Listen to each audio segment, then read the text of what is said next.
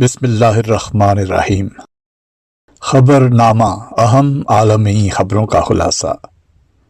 لبنان میں اسرائیل کے ڈرون حملے میں حماس رہنما صالح العروری 2 ساتھیوں سمیت ہلاک ہو گئے۔ صالح العروری کو طوفان اقصی کارروائی کے منصوبہ سازوں میں شمار کیا جاتا تھا۔ وہ اسرائیل کی ہٹ لسٹ میں پہلے نمبر پر تھے۔ وہ حزب اللہ کے سربراہ حسن نصر اللہ سے ملاقات کرنے والے تھے، جبکہ وہ ایران کے سپریم لیڈر آیت اللہ خامنئی سمیت اعلیٰ شخصیات سے ملاقاتیں کر چکے تھے۔ لبنان کے وزیر اعظم نجیب میقاتی نے حملے کی مذمت کرتے ہوئے کہا ہے کہ اسرائیل غزہ میں ناکامی کے بعد لبنان کو محاذرائی کے نئے مرحلے میں لے جانا چاہتا ہے۔ لبنانی میڈیا کا کہنا ہے کہ اسرائیلی ڈرون نے بیروت میں حماس کے دفتر کو نشانہ بنایا۔ بیروت کا جنوبی ٹاؤن حزب اللہ کا مضبوط گڑھ سمجھا جاتا ہے۔ غزہ میں اسرائیل کی بمباری جاری ہے۔ جنوبی غزہ میں خان یونس کے علاقے میں اسرائیلی فوج کی ایک گھر پر بمباری کے نتیجے میں صلاح خاندان کے 14 افراد مارے گئے، جبکہ متعدد زخمی ہو گئے۔ خان یونس کے مذکورہ گھر میں غزہ کے مختلف علاقوں کے بے گھر افراد پناہ لیے ہوئے تھے۔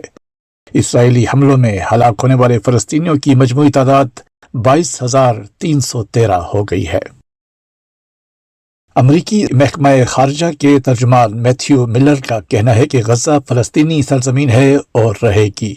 اسرائیلی وزراء کی جانب سے فلسطینیوں کو غزہ سے نکل جانے کے دیے گئے بیان کی مذمت کرتے ہوئے ترجمان نے کہا کہ اسرائیلی وزراء کا بیان اشتعال انگیز اور غیر ذمہ دارانہ ہے۔ حماس کا اب کوئی مستقبل نہیں ہے۔ کوئی دہشت گرد گروپ اب اسرائیل کے لیے خطرہ نہیں ہے۔ یاد رہے کہ منگل کے روز 2 اسرائیلی وزراء نے فلسطینیوں کو غزہ سے نکل جانے کا کہا تھا۔ اسرائیلی وزراء نے یہودی آبادکاروں کو محصور علاقوں میں واپس جانے کے لیے بھی کہا تھا۔ امریکی سینیٹر اور سابق صدارتی امیدوار برنی سینڈرز نے اسرائیلی امداد کی شدید مخالفت کر دی۔ برنی سینڈرز نے کہا ہے کہ اسرائیل کی جانب سے بے پناہ طاقت کا استعمال اور غیر قانونی حملے ہو رہے ہیں۔ بہت ہو گیا، امریکی ٹیکس دہندگان معصوم لوگوں پر حملوں میں حصہ دار نہیں بنیں گے۔ سینیٹر کا کہنا ہے کہ کانگریس اسرائیل کے لیے 10 ارب ڈالرز امداد کی مزاحمت کرے۔ ترجمان ایرانی وزارت خارجہ کا کہنا ہے کہ لبنان میں اسرائیلی حملے میں حماس رہنما صالح العروری کی ہلاکت اسرائیل کے خلاف مزید مزاحمت کو بڑھائے گی۔ اسرائیلی حملہ لبنان کی خود مختاری کی خلاف ورزی ہے۔ حماس رہنما کے قتل کے بعد فلسطینی تحریک میں نئی جہت پیدا ہوگی۔ خیال رہے کہ صالح العروری کی ہلاکت کی اطلاع ملتے ہی مغربی کنارے میں بڑی تعداد میں فلسطینی سڑکوں پر نکل آئے اور اسرائیلی جارحیت کے خلاف جدوجہد جاری رکھنے کا عزم کیا۔ اسرائیلی سپریم کورٹ نے عدلیہ کے اختیارات سے متعلق حکومت کے متنازع قانون کو کالعدم قرار دے دیا۔ اسرائیلی حکمران جماعت کا کہنا ہے کہ سپریم کورٹ کا فیصلہ عوامی مرضی کی مخالفت کرتا ہے۔ اس حوالے سے اسرائیلی وزیر اعظم نیتن یاہو کا کہنا ہے کہ اسرائیلی سپریم کورٹ کے 15 میں سے 8 ججوں نے متنازع قانون کے خلاف فیصلہ دیا۔ خیال رہے کہ نیتن یاہو حکومت نے عدلیہ کے چند اختیارات محدود کرنے کا قانون منظور کیا تھا۔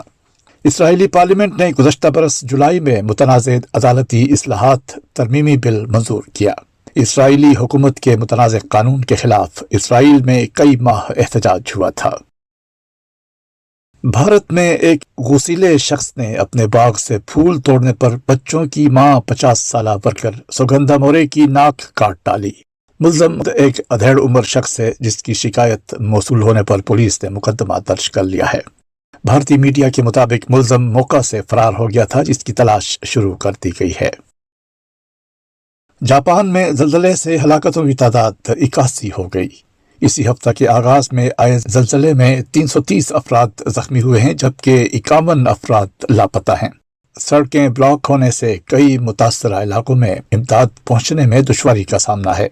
اشیکاوا میں 29,000 گھروں کی بجلی تاحال منقطع ہے، جبکہ 1 لاکھ سے زائد گھروں میں پانی نہیں ہے۔ جاپان کے نوتو ریجن میں اب تک 600 سے زائد آفٹر شاکس بھی آ چکے ہیں۔ خیال رہے کہ جاپان کے صوبے اشیکاوا میں 3 روز قبل 7.6 شدت کا زلزلہ آیا تھا۔ جاپان میں منگل کو طیارے کے تصادم کے بعد چھوٹے طیارے میں سوار 5 افراد ہلاک ہوئے تھے، جبکہ حادثے کا شکار ہونے والے طیارے سے 367 مسافروں کو بحفاظت نکال لیا گیا تھا۔ جلتے ہوئے طیارے سے انخلاء کا عمل خوف اور افراتفری کے بغیر مکمل ہوا۔ موت کے خوف کے باوجود مسافر نظم و ضبط کے ساتھ اپنی نشستوں پر بیٹھے رہے۔ بعد ازاں وہ اپنا سارا سامان چھوڑ کر صرف موبائل فون لے کر طیارے سے باہر نکلے۔ جانی نقصان کم ہونے کی وجہ تربیت یافتہ عملہ، تجربہ کار پائلٹ، مسافروں کا خوف کے باوجود افراتفری نہ پھیلانا اور عملے کی ہدایت پر عمل کرنا اور طیارے میں آگ کو پھیلنے سے روکنے والی اشیاء کا پر وقت استعمال تھا۔ یہ تھا اہم عالمی خبروں کا خلاصہ۔ روزنامہ الفضل انٹرنیشنل، ہفتہ 6 جنوری سن 2024، صفحہ 8۔